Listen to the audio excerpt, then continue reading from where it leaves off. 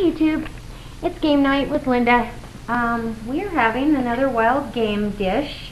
I'm actually going to share a recipe with you, and I think anybody that loves baked ziti loves this recipe. So that's what we're doing tonight. Only I'm taking advantage of the wild game that I have in the freezer and in the canning jars. So what I have, these are chicken and chucker meatballs that have been cooked off. They've been baked off, I should say. And this is chucker sauce that I'm going to use for the sauce part. I could use any kind of pasta sauce, but I want to add a little more of that chucker flavor, so it really stands out.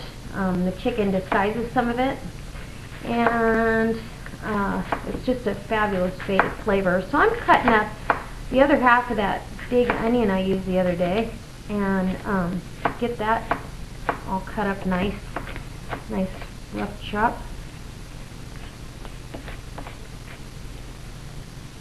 And then I've got some mushrooms here. This is pretty simple. I mean, this is really Italian fast food. It takes the longest because I've already baked these off. The longest part of this whole process is the pasta and baking it. Getting it melted. Really isn't that big a deal.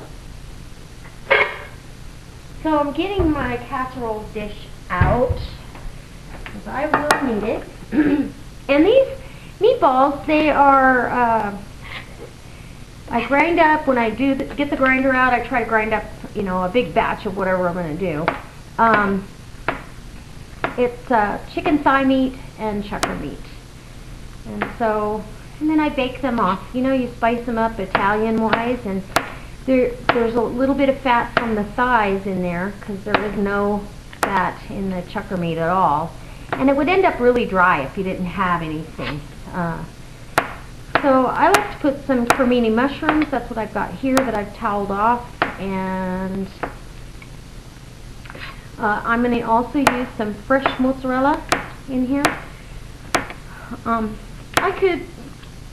I might even put some melty mozzarella in, but for right now I think that the fresh is a good option. And I'll get my mozzarella cut off here. I buy 3 at a time at Costco, so I've got my package. Drain off the liquid. Check on my pasta, see how it's going, and I've salted my pasta water. Just, I don't know, what my audience, some of my audience knows how to cook, and we're going to go serve, but there's people out there that don't, and that's why I'm putting this information out there, because I want to share. I know my daughter doesn't necessarily know all the aspects of cooking, and I know at her age I didn't know half of what she knows. So anyhow, I got my mozzarella. I'm going to let it drain a little bit, get some of that excess liquid off, and get that cut up. I just move everything over because it's all going in that big pot, or that big casserole dish. So I'm going to slice this in pretty fair sized slices, because I want chunks of melted mozzarella when you get in there, and all of a sudden you've got a big chunk of that cheese. It's just really yummy. And this is probably one of the better cheeses for you health-wise. This will feed us, or it would feed probably a family of 8, or at least 6, with a nice salad on the side, maybe some French bread. My husband will take this in his lunch as well. I might even take some to work tomorrow, who knows. So I just break up the little chunks there, and it's all ready to go. The pasta's got a little time left. I'm going to cut these meatballs in half, just because I still want to know it's a meatball, but I don't need, that's a big bite. And we may not use all these. I might not use all these. I haven't tried the meatballs that I made and canned yet. I hope I like them better than I like the canned meatloaf that I made. And it could have been just that particular batch, because I remember there was one batch I didn't pay that close of attention, and I don't know if, you know, I really spiced it enough or the right spices. So it's just to open at your own risk, and if you don't like it, boy, the doggies love it over their food. The last one, that jar of meatloaf that I opened that I did not like, I just broke it up in brown rice to go over their dog food. So really, about half of those meatballs will be plenty for this. I don't think I need any more. If I do, I've got them there, but I think that's going to be good. This is my chucker sauce. Get that ready. So you can see how easy it is to get this stuff together. Oh my gosh. And I want the pasta al dente. I do not want it cooked all the way because it's going to finish cooking in the oven. And it's going to absorb all those sauces and the flavors from everything. It's got a couple more minutes. It's still a little more chewy than I want, but uh-oh, this one does not want to come open. And it's one that I left the rings on, and I don't know, I believe it was because my husband was actually going chucker hunting. Okay, I got it. No worries, I got it. And I send these, and so when I send them, I put rings back on. So that's probably what happened. I didn't know how many jars he was going to end up using. Nice, good steel. Smells fabulous. Smells like I just cooked it. Okay. So I think I'm going to check that one more time. Pasta.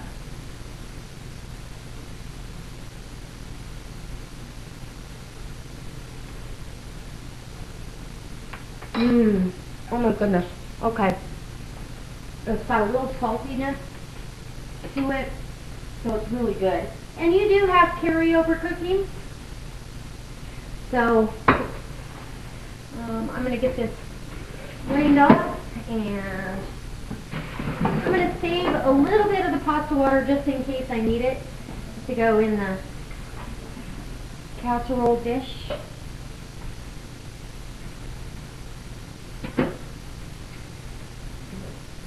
Here I come with steaming pasta.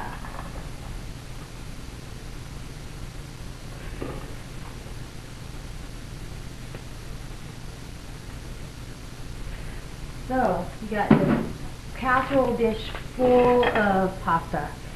And so what I really do is I just start spreading out everything that I've chopped up and get a good mix. Because, and I'm going to kind of stir this around once I put the sauce on. Smells good. And you can do these. I could have done 2 of these, and I might actually dish some up in a smaller. I like to get those foil casserole dishes. If I go to a potluck, or you know, I have some event that I'm going to that I'm taking food, it's easy to have that on hand. They're easy to freeze, so that's another plus. I've got one more ingredient. Well, actually, I've got 2. Take that back.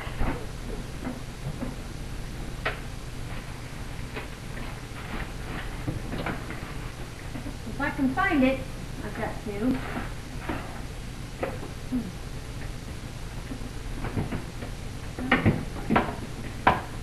Maybe not. I thought I had 2. That's okay. We'll stick with what we have. So I'm just going to pour this sauce over, and see, you can see the chunks of meat. It's a really rich, it's not really a red sauce as much And it's got a little bit of tomato base to it, but not a ton.